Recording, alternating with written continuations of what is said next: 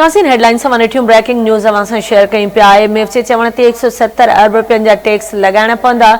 नाणे वारे वफ़ाक़ी वज़ीर सागदार जो चवणु आहे त IMF जाइज़े मां 1 अरब 20 करोड़ डॉलर्स मिलण जी उमेद आहे। अवां खे आगाह कयूं पिया। नाणे वारे वफ़ाक़ी वज़ीर इस्लामाबाद में प्रेस कॉन्फ्रेंस कई आहे, जंहिंमें हुन जो चवणु हुयो त IMF काल्ह फाइनल पॉइंट्स ॾिना, जिन जो वर्चुअल मीटिंग में जाइज़ो वरितो वियो। IMF लेटर ऑफ इंटेंट जारी कंदो, उन खां पोइ स्टाफ सतह जो मुआहिदो थींदो। मुआहिदे खां पोइ IMF बोर्ड 1 अरब 10 करोड़ डॉलर जी ईंदड़ किस्त जी मंज़ूरी ॾींदो। इसाकडार जो इहो चवणु आहे त पेट्रोलियम ते GST लॻाइण खां इनकार करे छॾियो आहे, पर पेट्रोलियम शयुनि ते PDL पूरो वसूल कंदो। अवाम ते एतिरो बार नथा विझी सघूं। IMF उन ते इतफ़ाक़ कयो आहे। इसाकडार जो चवणु आहे त डीज़ल ते 10 रुपया लेवी वधाइणी पवंदी, जॾहिं त 5 रुपया मार्च ऐं 5 रुपया अप्रैल में वधंदी।